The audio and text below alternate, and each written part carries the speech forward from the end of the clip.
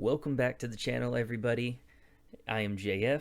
This is part 4 of Intro to Blacksmithing, where I teach my buddy how to forge a leaf. Just posted part 3 yesterday. If you have not seen part 1, 2, and 3, obviously here's a little bit of a recap for what happened in 3. Basically just getting used to the hammer, getting used to holding something with tongs, getting used to hitting hot steel with a hammer. That is the main goal we did up to this point. And now we are looking at actually forging the leaves that I mentioned earlier. Now, this is where the artistry and technicalities, everything he's learned up to this point, he will be using for this leaf. The leaf is a very good teacher as far as first project, because it uses most of the techniques that you're going to need to use, the basic techniques that you need to be a blacksmith. And it is a very good intro, because it doesn't matter if it doesn't turn out perfect, because it's just a leaf. It's not anything specific. You don't need to make a part for anything. It is all artistic. So as long as it looks like a leaf, you're doing good. And there are so many types of leaves. Anyways, if I give information that is not correct in this, please do feel free to correct me. Again, please be respectful. But other than that, enjoy the video, and if you like it, like, comment, and subscribe. Please do. It would definitely help out the channel a lot. Again, I appreciate you being here, and I hope you have a good rest of your day.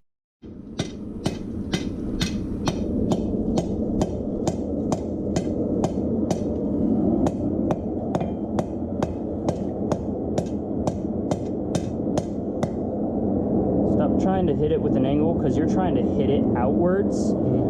It's not going to work like that. So that gives it for here. So what you're trying to do, I mean, it's already basically almost on the heat. So what you're doing, you can see what you're doing is you're hitting it like this, trying to push it out that way. Yeah. You don't need to do that. You don't need to do that? No. You don't want to do that either. Okay. You just want to hit it down straight, because you see that flattens it, and then doing it like this, when you do it like that, it'll take the path of least resistance. There's nothing here, there's metal here. It's gonna go this way. It's gonna go that way by itself. So if you don't you have just to do angle. this at the angle, it'll get it. Okay. So it's not necessary in the context of it. No. When you're doing it this way, that's a different story, because you're not trying to get the corner too much. You're not trying to separate it completely. Because if you were, you'd have to be very accurate, and it's just hard to do that for me. So I do this because I'm able to catch it a little bit and draw it out little bits at a time. Okay. Now, I'm sure people in the comments can tell me that I'm doing it wrong. This is just the way that I go about doing this. There are different ways, so you can look up YouTube videos and tutorials on how to do it. But as long as it ends up being a leaf, it doesn't matter how you do it. So, yeah, I already see you guys, blacksmiths out there in the comments. This is how I do it. So there's other ways to do it that may be more correct and better, but this is how I do it. So put your opinions in the comments and make fun of me if you want. This way or the highway? GoPro, stop recording.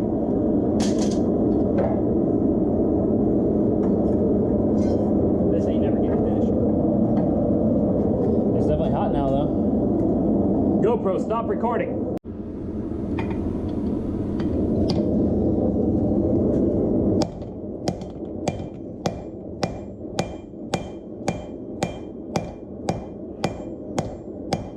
Hitting this at an angle right now because this is at an angle, and it's flat otherwise, and yeah, that's otherwise it would wobble around. Yeah, otherwise I'd be like bouncing and doing whatever. So yeah.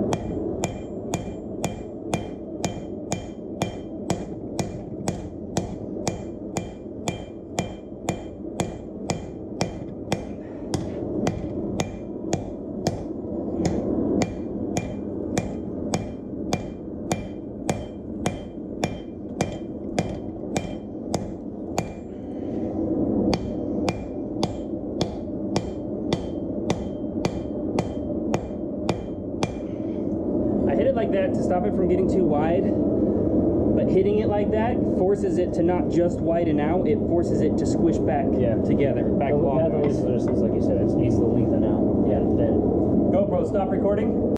Okay, so here we kind of go, not really.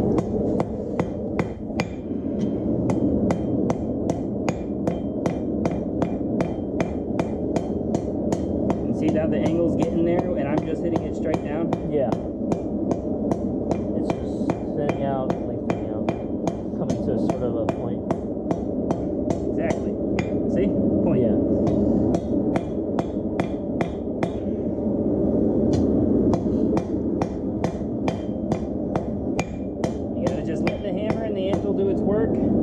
that's about what I want it to be. So I'm going to go ahead and try to flatten the whole thing out.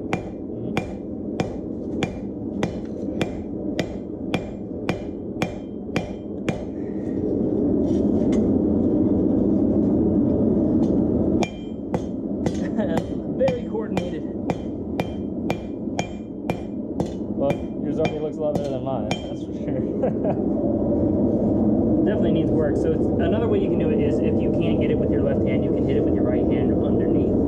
It's just I want to try to keep it flat. I'm trying to work on my left hand coordination. Yeah. So it's useful to have like this skill with it. Being ambidextrous with a hammer is very useful when you're the only one around.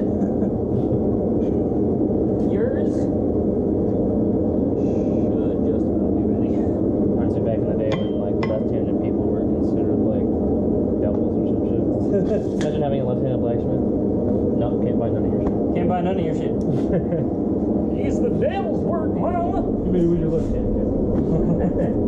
GoPro, start recording. So I kind of want to get it like right about here.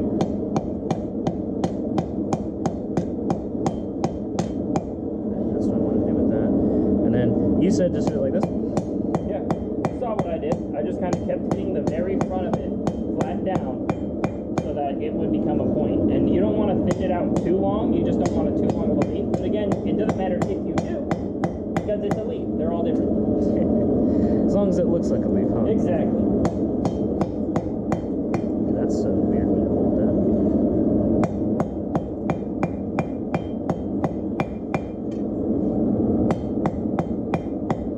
I can kind of see how the metal is like, when you're not hitting it on one side, it kind of like compacts onto the other side. Yeah, it makes it smoother and flatter. That's what the benefit of using the anvil is.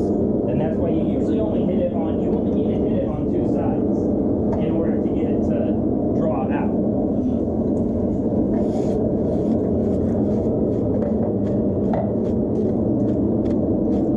It's starting to make a bit more sense with that, especially because I'm like, okay, I'm hitting it like this, it's getting small on that, rotate, flatten it out, make it more even, like, right, exactly. GoPro, stop recording.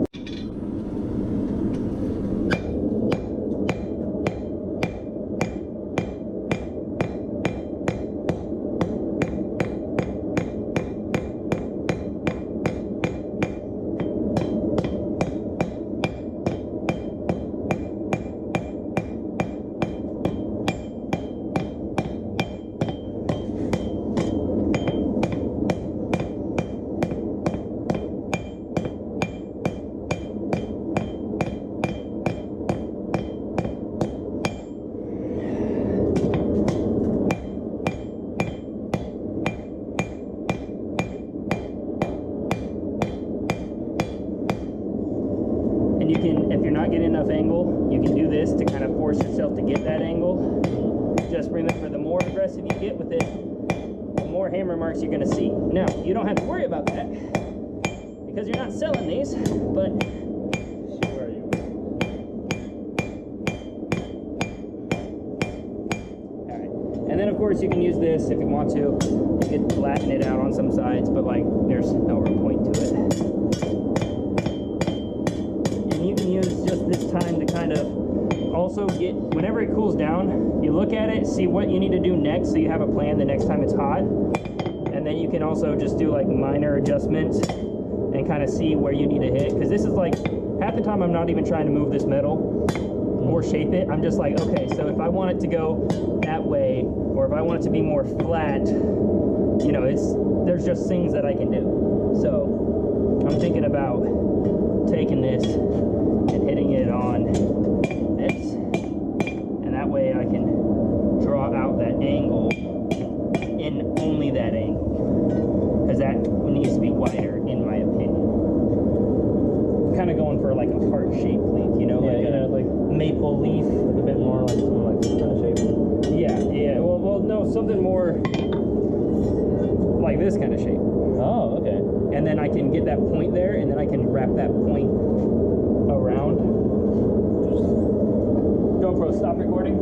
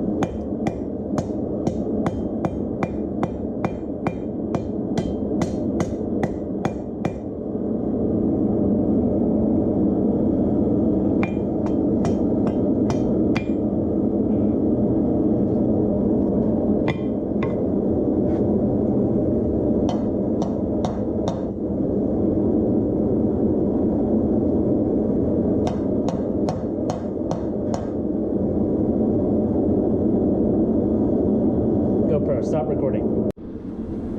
All right, now because this is getting to a point where I want it to be specific, I get this little guy.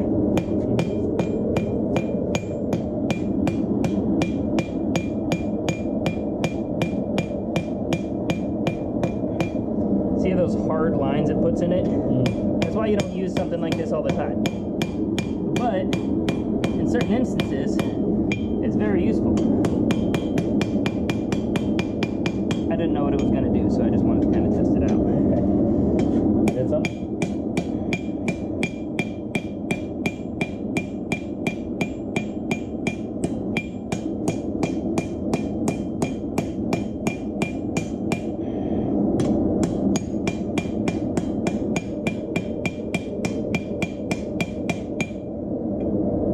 Kind of flatten it out, not a ton. I might just try to heat up just this and then see if I can wedge it out. Because I'm not going to be able to make this As wide as you want it? as wide as I would want it to be because of where I started. I should have tried to widen it out before I did that, but you know, Instead of like elongating it, the tip, you would focus more on like stretching. yeah. In fact, if I wanted to widen out something before, I would do it before I even started hammering.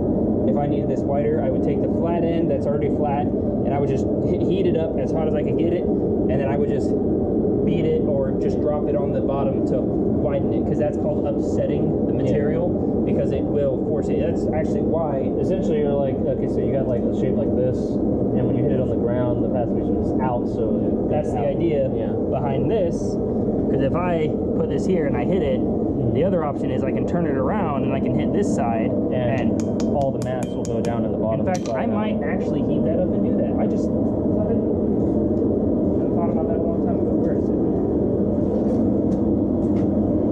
Yeah, if you hit it on the small end like that, it'll like spread out at the bottom. Yeah. Become more like So a if knob. I heat it out and I can kind of get it to the spot and I can smooth out the tip, and maybe I should smooth it out with this already. So yeah, I'll take that. I'll do that.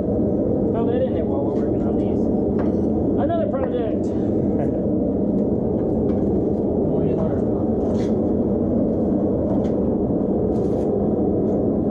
That thing's small. GoPro, stop recording.